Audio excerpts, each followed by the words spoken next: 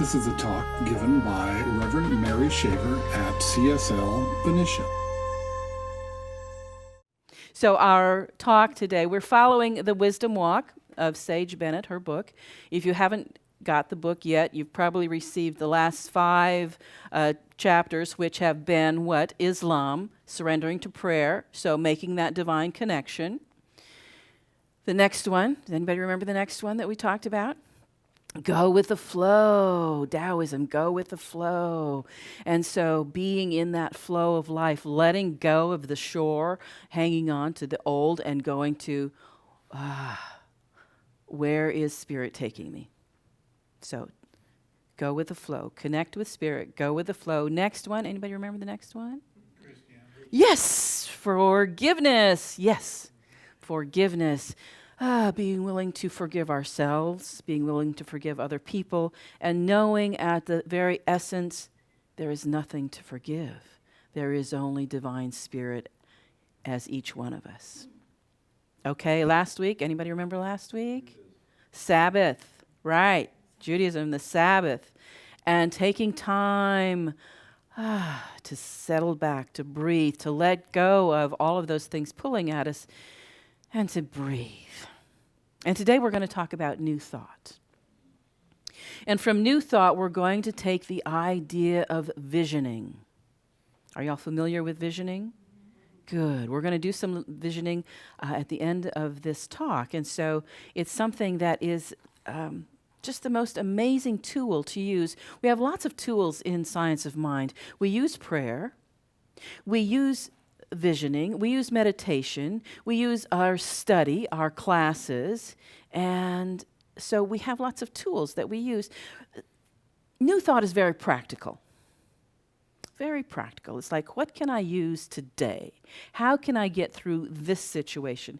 How can I expand my experience of life? How can I express that divine within me right now, right here, right now? And so that's what we're looking at, is how we can catch that vision for our lives through visioning.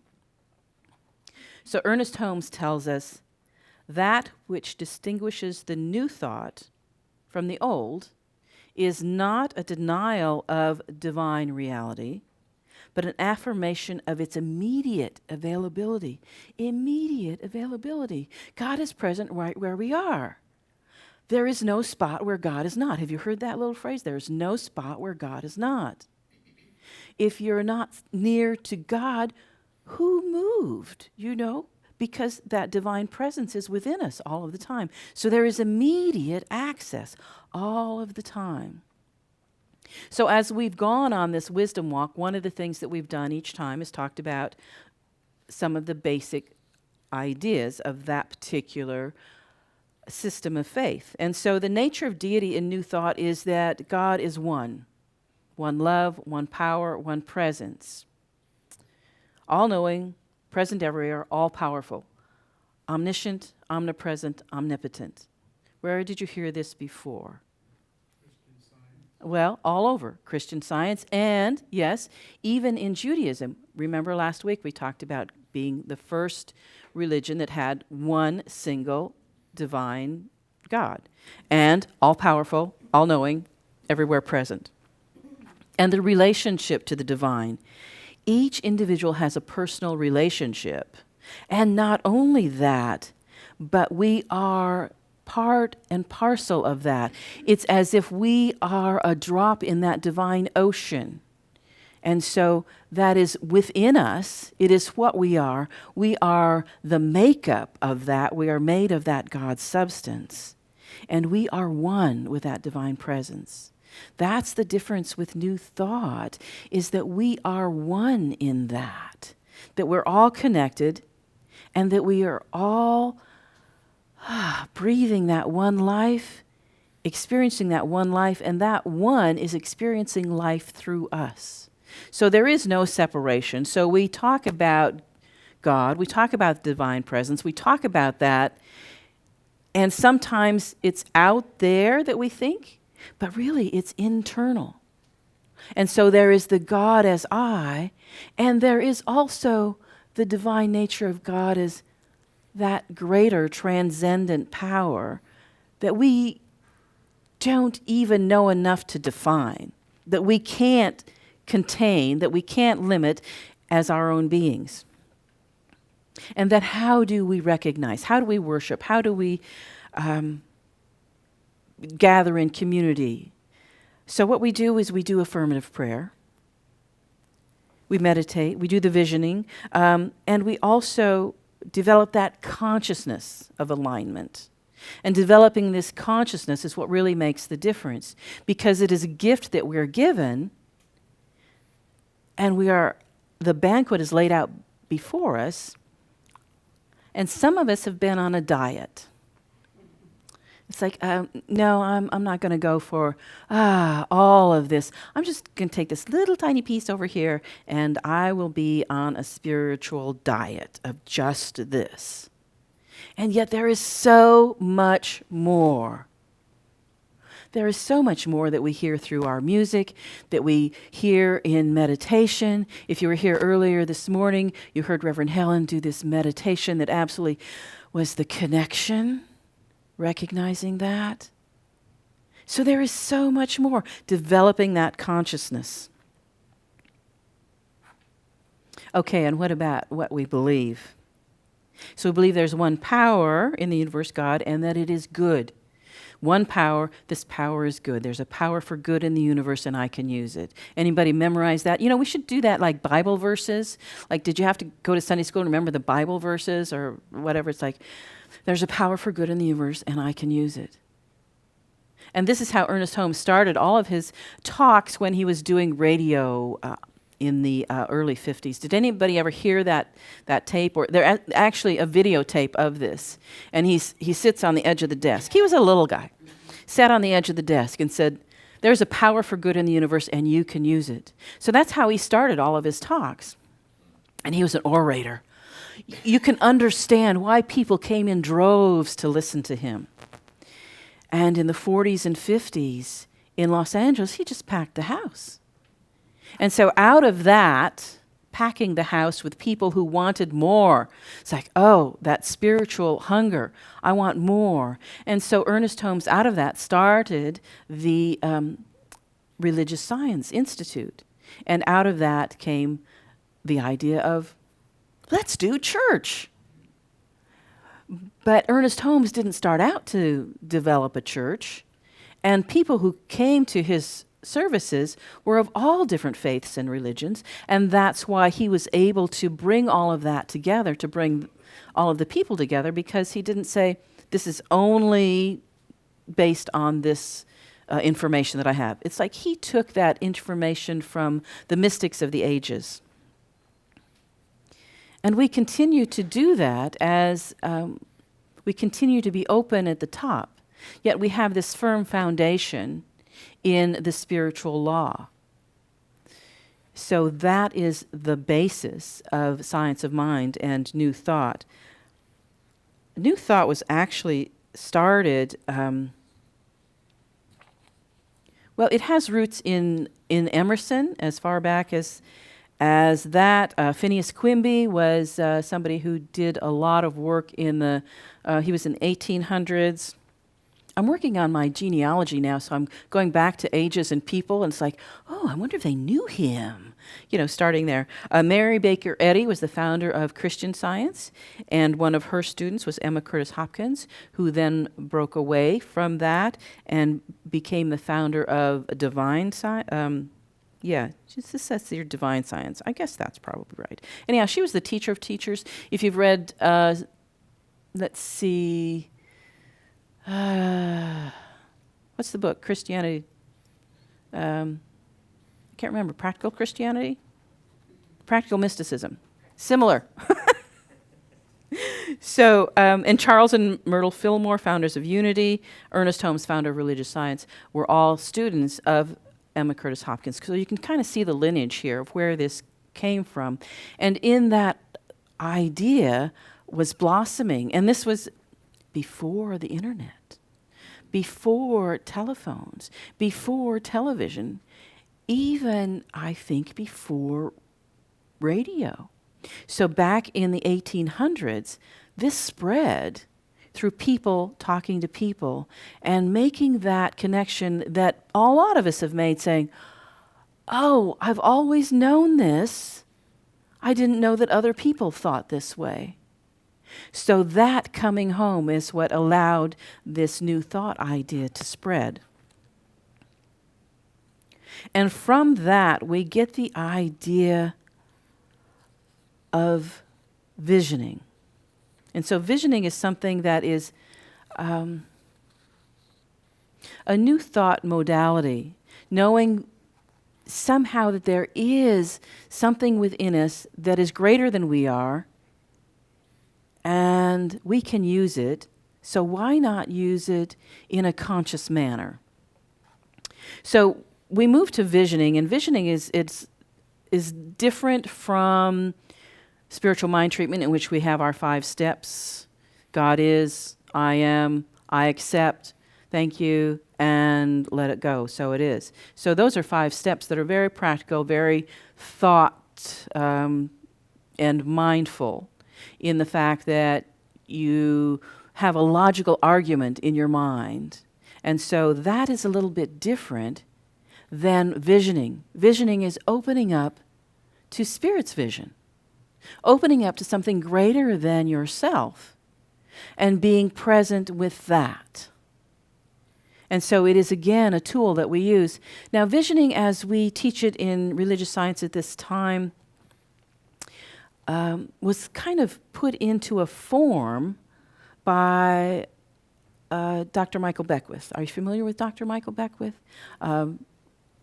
Big, huge church in Los Angeles. I've had the pleasure of going there and being in that center with 3,000 people for 3 services, and then later, and oh my gosh. So it's really incredible, and how he has single-handedly almost spread that message throughout an entire generation. And so we owe him a lot. And one of the things is, as he was originally a science of mind minister and came up through the ranks as a practitioner and teacher, and then when he was starting his center, he did visioning. So I brought together people, a small group, and said, what is it that Spirit wants to do through us? And I'm sure that nobody at that time was thinking, we're going to spawn a new generation of ministers and teachers and whatever. It's like, what does Spirit want to do through us right here, right now? And so with each step along the way, there was visioning and coming together in this idea of what's God's vision for us. What is the larger vision? And so it sounds like something that I want to do. So I started learning about visioning and taking some classes. And at that time, too, there was in the home office, as our organization grew, there was a visioning core, a core council of visioning. And I said, I think I might be able to do that. I'm not a lawyer type person, so I don't want to argue with anybody or develop policy or do those kinds of things, but I can be silent really well. I think I can do this part. And so it was interesting as we gathered together as a core council and visioned for the future of, at that time, that was United Centers for Spiritual Living. And one of the questions that the executive council asked us to vision on was moving. And so we would do this visioning on moving and where's the perfect right place and all this kind of thing. And what would come up would be glass and mountains and all of this thing. And they were actually choosing, which we didn't know at the time, they were choosing between 3 places. They were choosing between Dallas, I think it was Dallas and Phoenix and Denver. And so once they let us know that they were choosing between those 3 places, it's like, well, this is Denver. But nobody said Denver before that. I was thinking, well, maybe it's the Sierras or, it's like, I didn't have a preconceived idea of where that was. And so that's another key in visioning, letting go of the preconceived ideas that we have. So you may go into visioning for your perfect purpose in life thinking, okay, I know God wants me to be a doctor. I know that everything in my life to this time has prepared me to be a doctor. And then you get, oh, my purpose in life is to be a mentor, a spiritual guide, and suddenly you're not on the doctor path anymore. You're doing something totally different.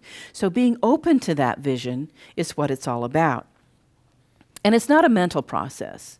When I first came into Science of Mind, we did what we called visualization. Visualization where you say, okay, I want to be a doctor. I see myself in the white coat. I see myself going to school. I see myself with patients. And so that's visualization is doing that. It's saying, this is what I want, and this is how I see myself going there. So athletes might use this in learning their sport. And it's absolutely a valuable practice because things come out of that you learn and you grow from. And things manifest based on this is my visualization. So it's a valid practice. And visioning is a little different than that. Visioning is without that preconceived idea, letting go of that. And then being still and knowing. How many times have I heard that? Be still and know. And so in this meditative place, we don't have preconceived ideas. We're open to something new and something that we are available to it. And that visioning idea helps us remember who we really are. It helps us set aside the trappings of who we think we are and move to, who I really am. I'm this perfect being. I'm this spiritual being.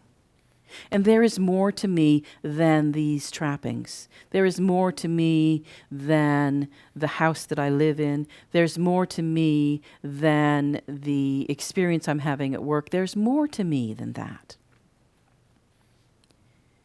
And so recognizing that there is more, be still and know. And then there's a willingness, to participate in your own transformation. This is the big question with visioning. It's like, okay, I've done the visioning. I have all these wonderful thoughts and colors that I received and all this stuff. Now what? Now what do I do with this? And this is especially happens which often happens, is you vision in a group. And so maybe you're visioning for a new experience of your church. Maybe you're visioning for a new experience in the community at large. How do you do outreach or something like that? So you're doing visioning around, who are we? What are we? And you get this idea, and then say, okay, we get together afterwards and say, well, my vision was this. And so somebody says, we now need to paint the sanctuary purple because I got the color purple in my vision. And it's like, okay, just wait. Instead of rushing out and buying the paint, let's sit with that a moment and see if there's something else there. Not that that's not valid. Maybe you do end up with a purple sanctuary, a purple room, but maybe purple has a different meaning. And so to get in touch with that. What is the symbolism? What is the consciousness that brings that purple? What is the purple consciousness? Well, is it royalty? Is it spirituality? Is it, what is it? And you may not know at the moment, but when you sit with that and know it, then it becomes more clear to you. So visioning is not running out and doing something about the vision that we just caught, but being with it. And the most important part is being willing to participate in the transformation.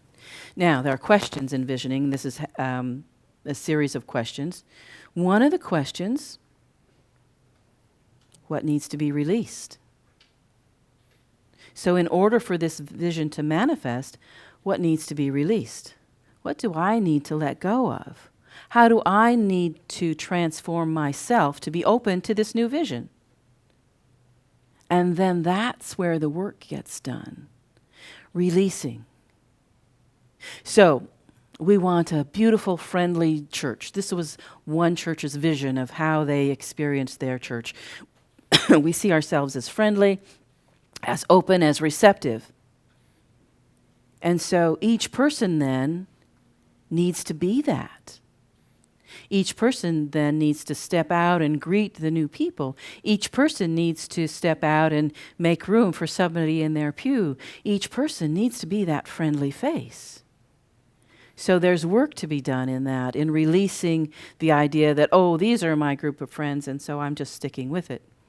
So the release and letting go. And then what do I need to embody? So I need to let go of my fear of reaching out to somebody, and I need to embody that idea of universal love. And so the questions in visioning are, what's the highest vision? What do I need to release? What do I need to embody? And then is there anything else? Is there anything else that Spirit wants to say through me at this moment? And so those are the visioning questions. And it's very valuable to do this. You can do it alone. You can do it with other people. It's really something that's very powerful. And I would like us to take a moment to experience this. Often when we do visioning, we have a piece of paper and a pencil and write things down, either at the time or shortly thereafter. In this sample, we're not really going to have time to do that, but we are going to just simply experience that idea. And so in this silence, recognizing the presence of Spirit, recognizing that we are one with that, we open ourselves to that inflow of the divine as we connect in that one mind, connecting with that all wisdom.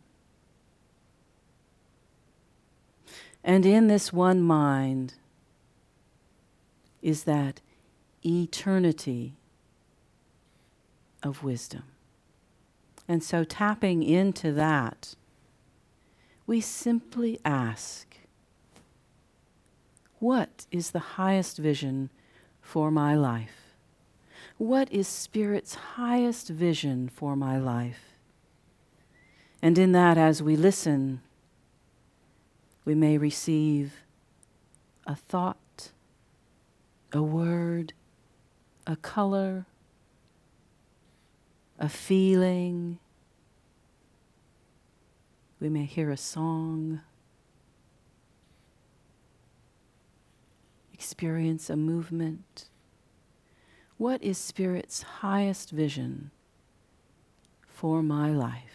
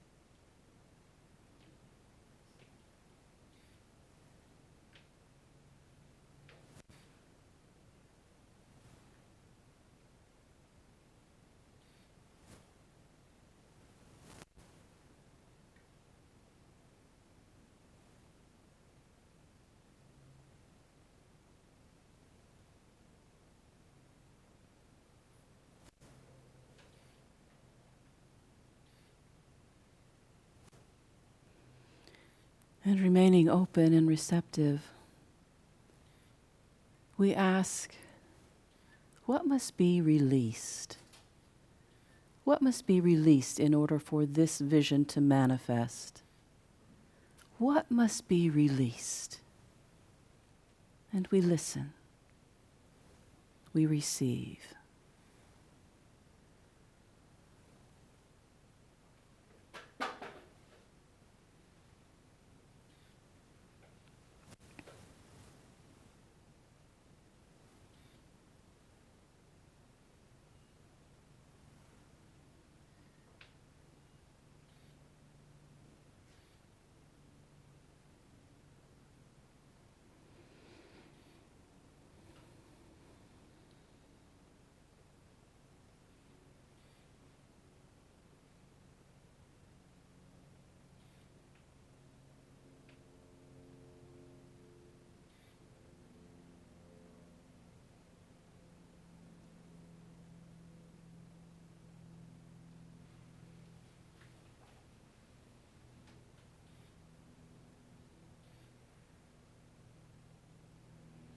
And remaining in this open and receptive state,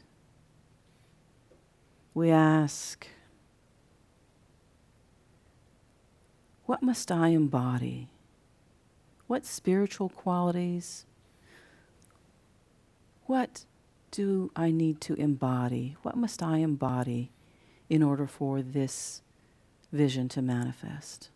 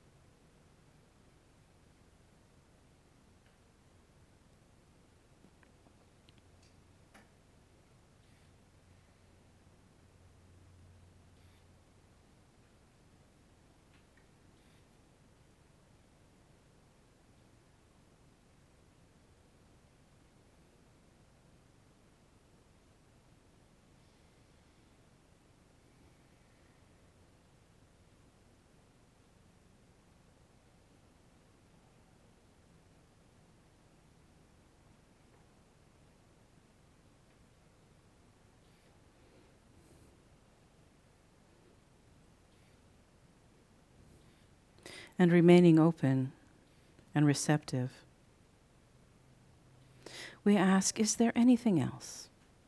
Is there anything else that needs to be known at this time? Is there anything else that needs to be known at this time?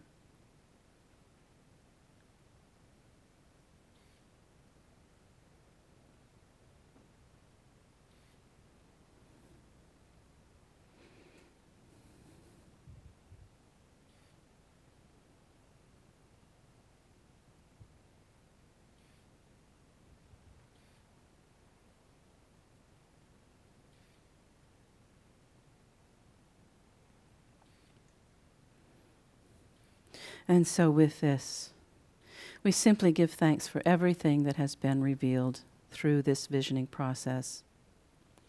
And we turn now to that treatment, that spiritual mind treatment. And the purpose of this treatment is to release that which needs to be released, that which came to us in visioning as we begin the transformation.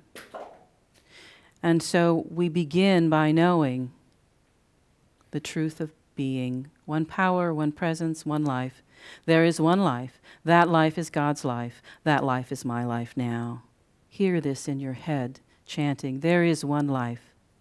That life is God's life. That life is perfect. That life is my life now. And knowing this to be the truth, we open to that divine nature that is absolutely present within us, allowing that to step forward in a new way, open and willing. And so, as we open and become more willing, we are willing to be willing. We are willing to be open. And as we take that next step to opening, to accepting that willingness, we recognize that there is a power greater than we are. And so we right now speak our word in that word of power, knowing that the presence and power of that divine nature within us is that does the work. As we open to that, we are receptive to the transformation of our lives, to that divine purpose, a willingness to be open to Spirit.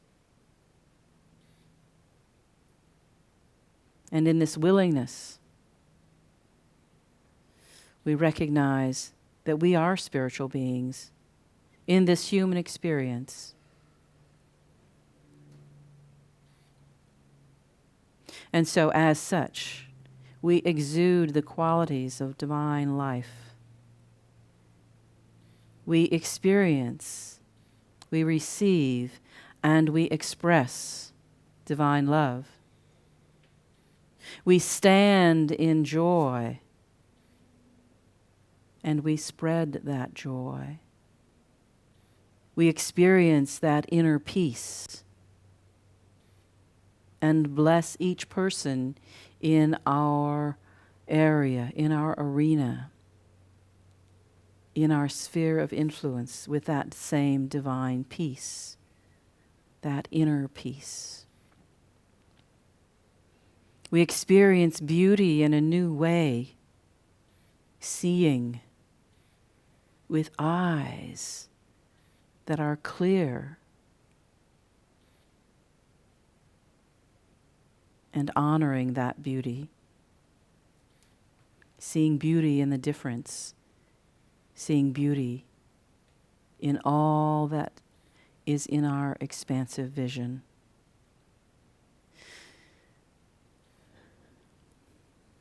And power.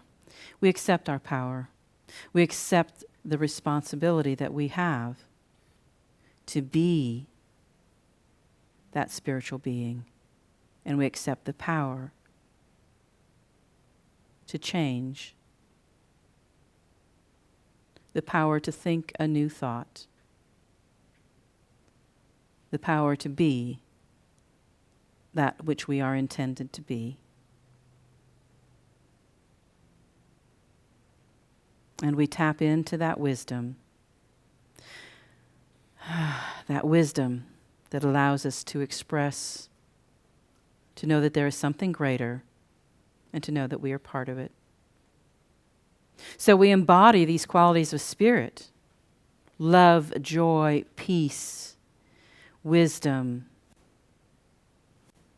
beauty, truth. And we know that that's all there is. And so anything unlike that is now easily and effortlessly dissolved. Just as the shadow cannot stand in the light, the darkness of our lives disappears, is dissolved. There was no truth in it. There is only that divine light. And so we accept that now, that divine light. And letting go, we simply recognize the truth that always was.